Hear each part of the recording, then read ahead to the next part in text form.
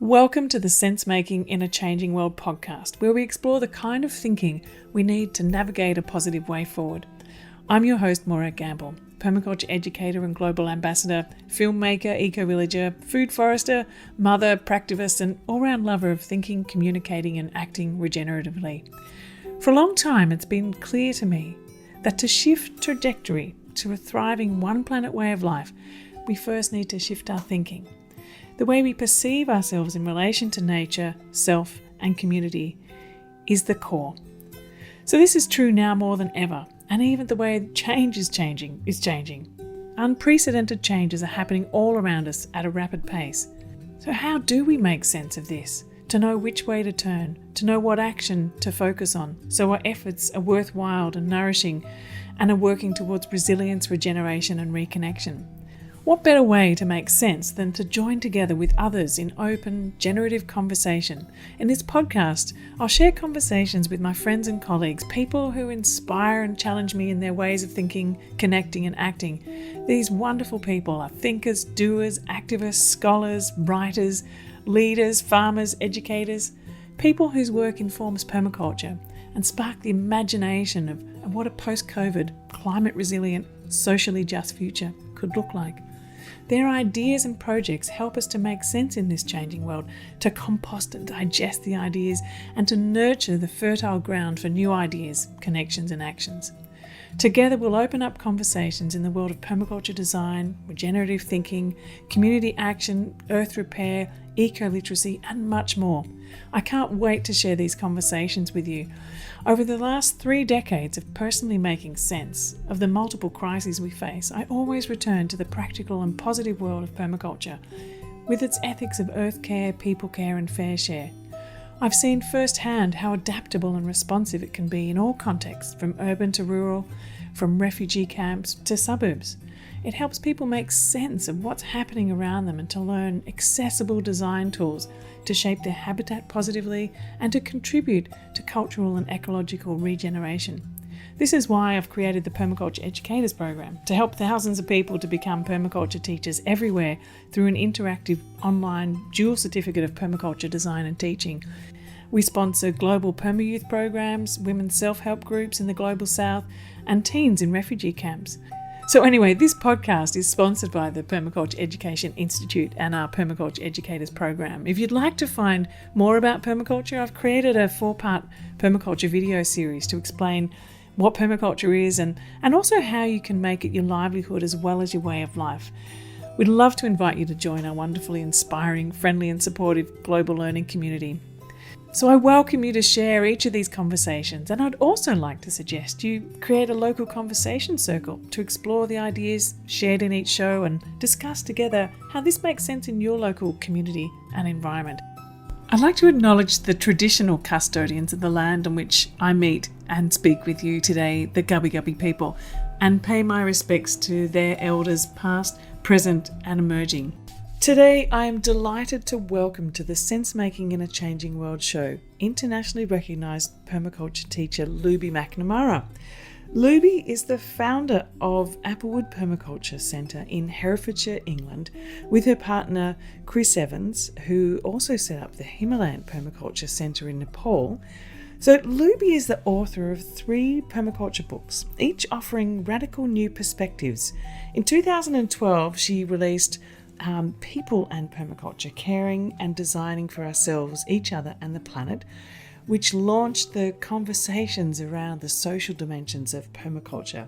And in 2014, she released 7 Ways to Think Differently, a wonderful little book that I absolutely love, including different types of thinking like abundance thinking, systems thinking, thinking in nature, cooperative thinking, and more, and how these relate to permaculture. And just this year, she's released Cultural Emergence, a toolkit for creating regenerative change. In this conversation, I talk with Luby about her work with social permaculture and cultural emergence. The vision of Cultural Emergence is to accelerate global cultural transformation towards a peaceful, connected world for a positive, regenerative future. After knowing of each other's work for a long time, it was really wonderful to sit down in Luby's garden last year while I was on a pre-COVID journey to the UK.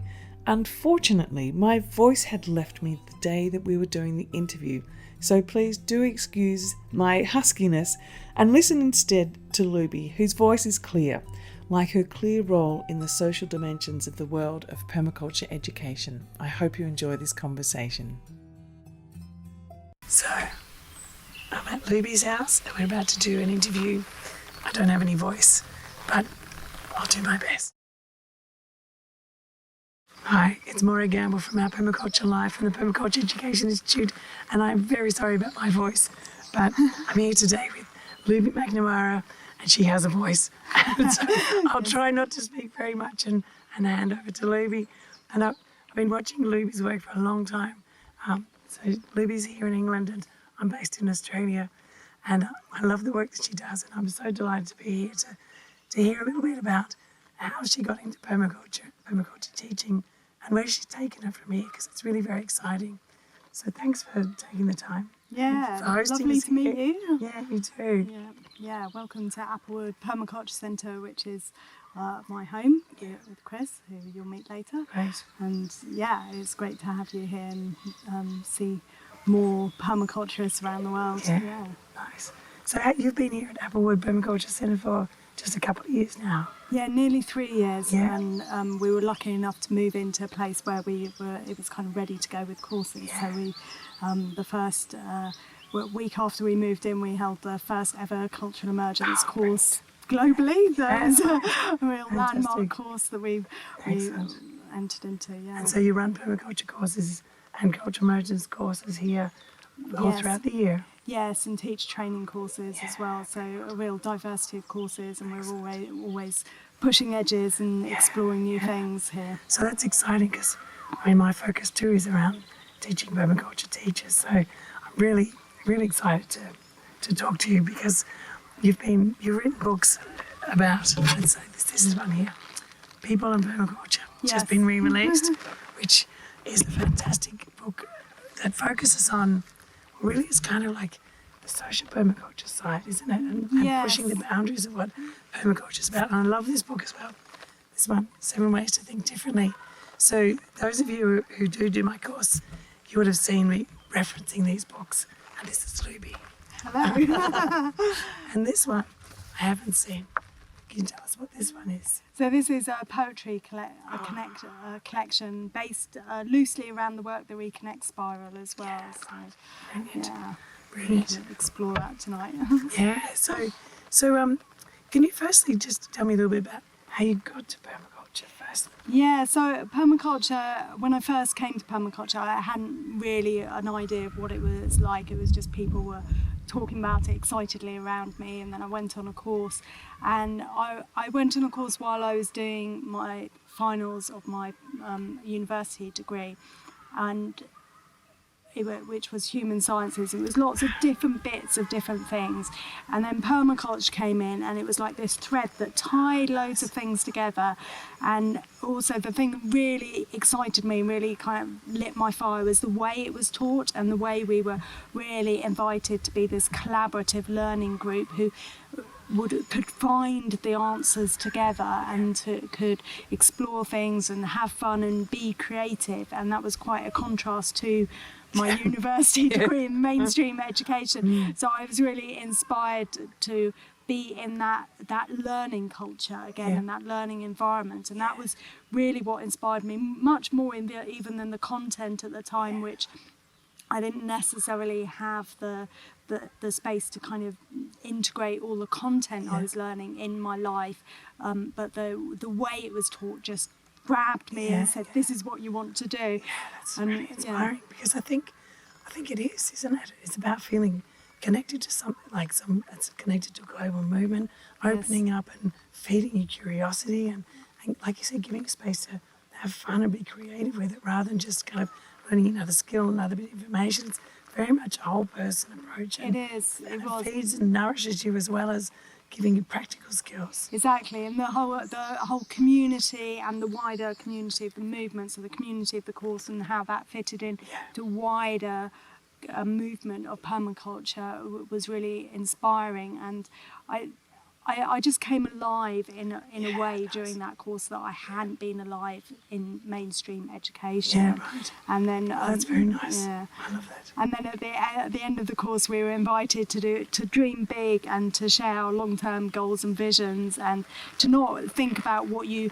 It wasn't like project planning, what do you really want to do and how are you going to get there. It was just like this expansive, like, what could you do? What would you really like to do with your life? Yeah, your imagination. Yeah. And I just did a kind of what if, wouldn't it be great to teach permaculture, because I was having so much fun. It was like, wouldn't it be fun to just be in this kind of learning environment all the time? And just from having voiced that out loud, it was like the universe went, yeah, okay, and just and just laid down these kind of like steps for me that just opened up my pathway to becoming a permaculture teacher. I think there's something really powerful about that intention, that what if, that imagining things into being reality. Yes. Like if you hadn't have said that, it may well have not ever come about. What it might have just been still floating around the edge, just waiting. Exactly, and it was just this inviting in what I really wanted, and that was really powerful. Not to get caught up in whether it was feasible, or whether it was a good idea, or whether it was going to be the right career choice for me or anything like that. It was just like, what would I really want? And I love it nowadays, and I kind of look back, we're around the fire pit here, obviously in the day we haven't got the fire going, but I just love the fact that when I was a child, I would go on kind of the girl guides, sit around the fire and sing, and that was a real time that I came alive as a kid. And now, as an adult, I get to do courses, and we have and that's part of it. That we have fires in the evening, and as you say, it's that whole person approach and that whole community approach as well to courses. So whatever the style of, whatever the content of the coursing is, we are creating this what we like to call in cultural emergence, this culture of collective intelligence here, and just really inviting that actually what we know and can contribute to this regenerative culture together is far greater than any of us can do individually. Yeah, right. That's fantastic. So is that how you would define cultural emergence? Well, so cultural emergence is this opportunity to emerge a new culture and to have this fertile cultural emergence. So, there's so many kind of turning points that happen that can kind of end up with this destructive cultural emergence, which ends up in war or arguments on a smaller scale, or apathy or disillusion. And what we want is that fertile cultural emergence where we're invited to shine our gifts, we're invited to bring our creativity, our imagination, our commitment, our passions, our skills, and invited to put all of that into the mix and emerge more of that, so that it's really this ongoing process into creating these regenerative cultures. And I kind of breaking down this regenerative culture, what does that actually mean to us? And it's like, well, how is it this culture of personal leadership, so we take our responsibility? How do we create this culture of collective intelligence and responsibility as well, so we really invited to what happens between us is much more powerful, and it's like this collective genius that can come through. And then the third aspect of it is this culture of planetary care. And when we've got those three happening at once, well, that's really potent.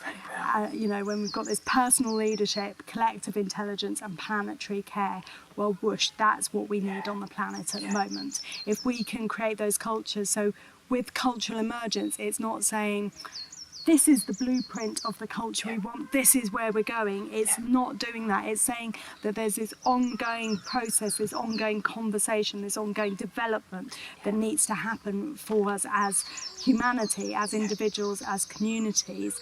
And that when we get that as, those three things happening, then it really accelerates into this regenerative culture. What I love about it is, from hearing you speak, is that it's about being in it, being really present. It's not about working towards something. It's not like an end point. It's It's the doing, it's the process, and it's almost like you're inviting people into imagining a future like that power moment that you had, like you're creating a space to invite people into that point, because really until we allow ourselves to find that place, we still just keep going on and rationalise things and put things aside, whereas this sounds very exciting.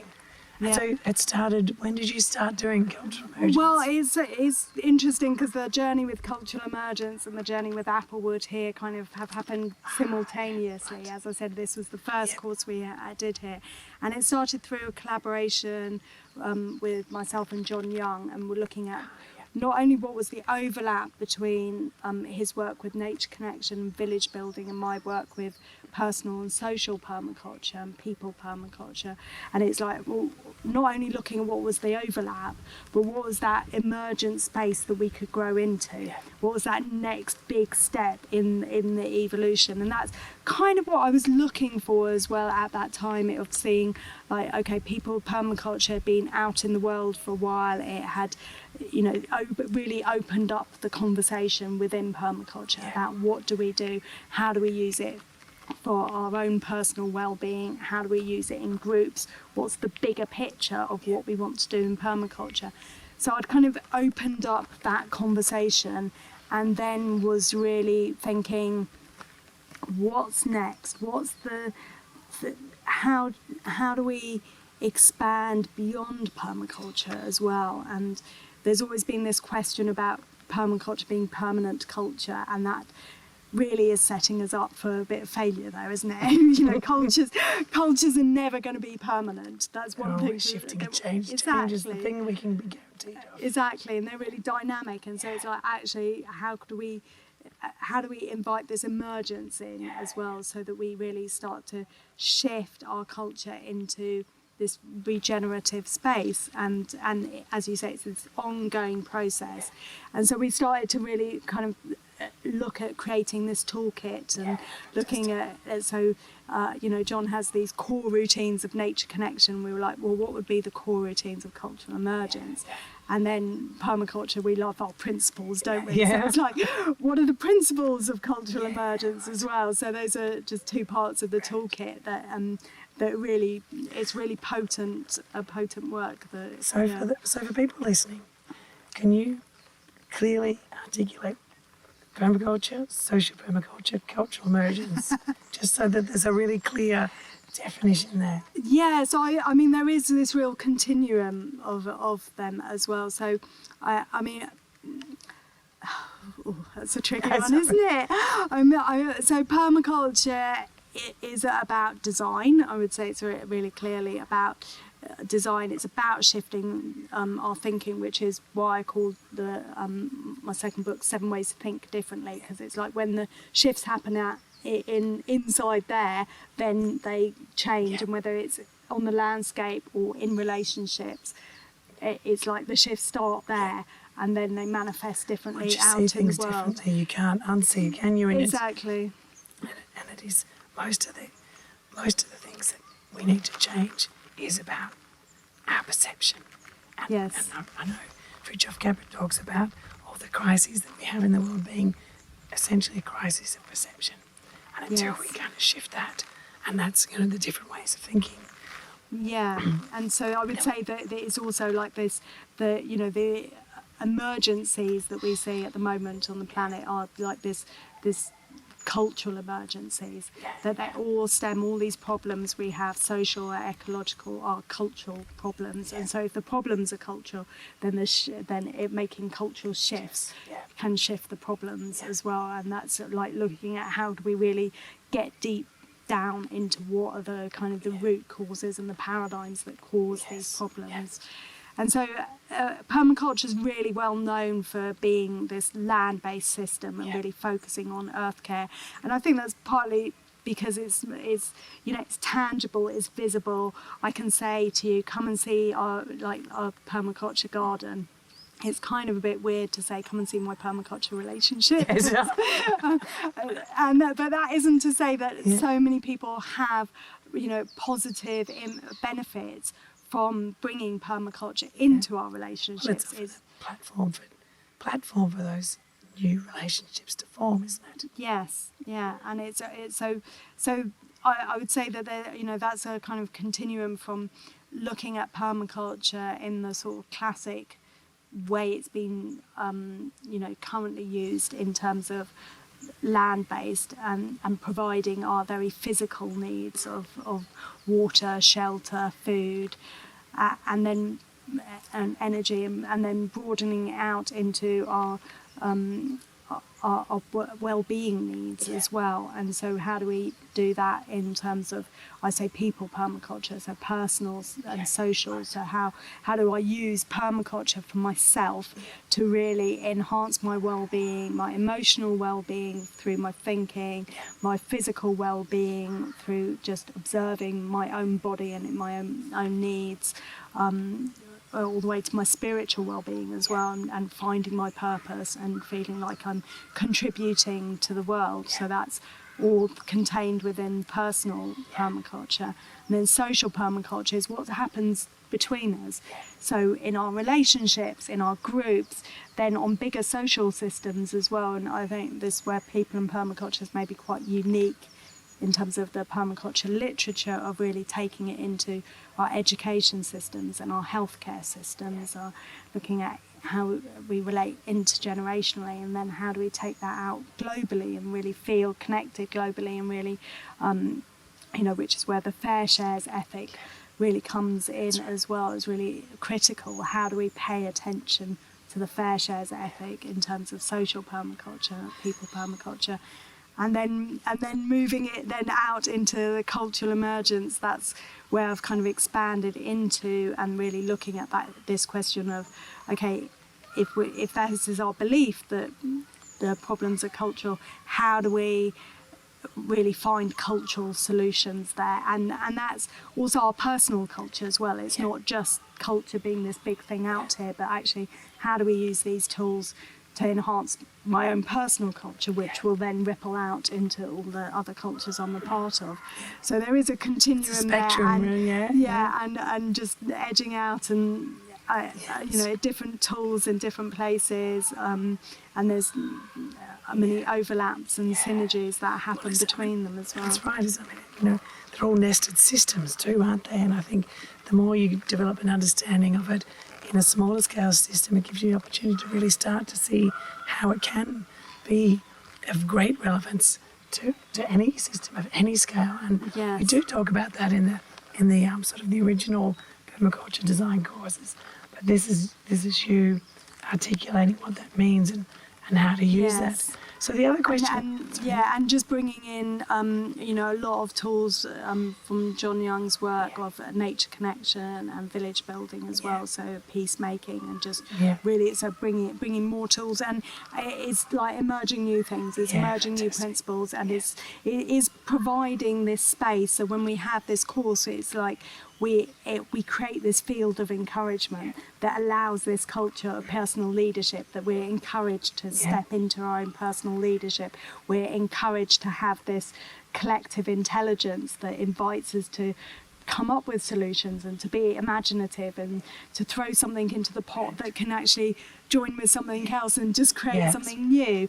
And so it's really exciting, dynamic courses that happen, and then the planetary care to really feel, how am I part of this bigger system, that this, locally in terms of the plants I'm connected with and the trees around me, and part of this huge planet and this whole bigger ecosystem of life that we are part of and a small part of. So really connecting with ourselves as humanity as part of this web, and then how do we actually feel like we've got a positive part to play as well.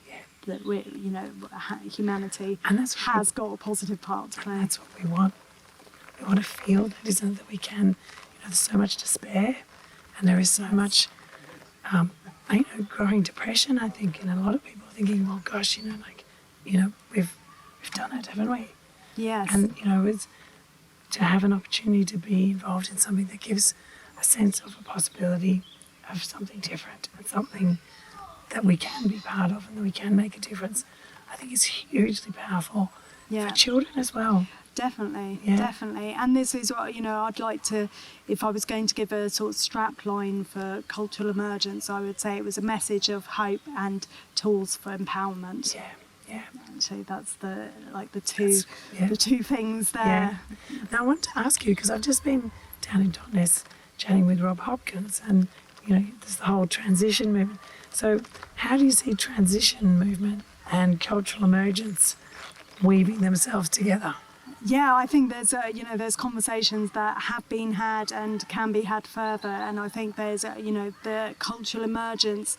It really looks at weaving a lot of things. So it's permaculture. It links in Eight Shields, it links in transition, it links in the work that reconnects, and it's almost like looking at it as like this mycelium, so connecting all these things. And when we look at the toolkit, a lot of them the tools might seem really familiar, but it's like coming into this really well organised tool shed with instructions here. Very nice. And this possibility of making all sorts of things with it as well. So it's I see that it's kind of cross discipline in a way of just really connecting many things, and that through those connections and through bringing in, again, it's bringing in that collective intelligence that a lot of groups have been looking at different things, and it's like how do we look at that sort of the structure between those things and look at the connections between those things.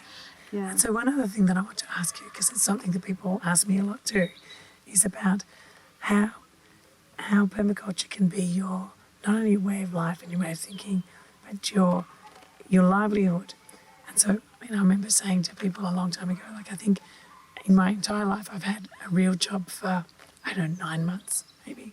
The rest of the time it's been permaculture, teaching permaculture, working permaculture related community-based programs all over the place. And that's been, so what about for you? Do you take permaculture and apply it to your livelihood as well as your program? Certainly, and I think this is another thing that people might think, oh, I've got to use permaculture, I've got to leave my job and go into permaculture. But there's also bringing permaculture into your job, so into your business, whatever that is, you can benefit from using permaculture to be more effective, to bring the ethics alive within your business, to bring more balance within your business. So actually, you can bring permaculture into your existing jobs, as well as finding opportunities that where you can use permaculture. I mean, there's so many things, and Polly Higgins, who wrote the foreword for People and Permaculture, said in the foreword, permaculture is like the biggest job opportunity scheme in the world. That's great. If we're looking at opportunities and niches to be filled on Earth Care, People Care and Fair Shares, there is endless opportunities for that. Yes, we need to bring in more opportunities to earn money through that, but they are there, and it's like, so it again, it invites us to be entrepreneurial and use our curiosity, use our creativity, and create platforms for ourselves to do that. And I know that there's different circumstances, and people might not have the privilege or the space to just kind of leave their job and find that, but it's building it slowly as well. So it might be that you keep your day job and then create small steps for yourself and build confidence and build those networks and opportunities for you to then find more. So I mean, I would say to anyone that's kind of like thinking, I want to create a livelihood for myself with permaculture, is just get designing, get the confidence up, so bring it into your life, and then when you've started to make those shifts and got the skills and the knowledge base and the designs behind you, then the opportunities will come to you. And so there's you don't need to, it's not an all or nothing. It's not I can't leave my job and get a permaculture full-time job today, so I won't do anything until that possibility is there. It's like actually create that possibility by doing what you can here and now. Yeah, that makes a lot of sense. Yeah. Well, thank you so much for spending the time today. I can see the sun is about to dip down below the barn here at Applewood Permaculture Centre. And I just want to thank you again for spending the time and sharing that, because it's such a huge field. It's like this big sort of big ceiling that you're opening up to explore a whole different way of thinking around permaculture, and like you said, building the relationships between all of those different things that are happening in this space, which is really exciting. And as you're talking about it, your just eyes were twinkling. I just love that sense of, it's a true sense of possibility and amazing potential. And, thank you for doing the work that you do. Oh, thank you so much. And it's really lovely to meet you and to feel that enthusiasm for the people permaculture and for cultural emergence. And I'd just like to share with everyone that I'm just about to launch, like literally tomorrow, a cultural emergence online taster course. Oh, fantastic. So we'll put the link in for you, and it's a free or pay as you wish if you want to donate something to contribute to the ongoing development. Excellent. But also if you just want to join it and find out a bit more about it, then please do join that. Excellent. I'll put that link below, and also all the links to Luby's books, to the Applewood Permaculture Centre, and also to Luby's website, which is your blog, or kind of like your centre. Yeah, exactly. LubyMcMorrow.com, but then there's other ones that we will put on there as well. Yeah, great. Yeah. All right, well, thank you so much. Yeah, thank you. So thanks for tuning in to the Sense Making in a Changing World podcast today. It's been a real pleasure to have your company. I invite you to subscribe and receive notification of each new weekly episode with more wonderful stories, ideas, inspiration, and common sense for living and working regeneratively, and call positive permaculture thinking and design into action in this changing world. I'm including a transcript below and a link also to my 4-part permaculture series, really looking at what is permaculture and how to make it your livelihood too. So join me again in the next episode where we talk with another fascinating guest. I look forward to seeing you there.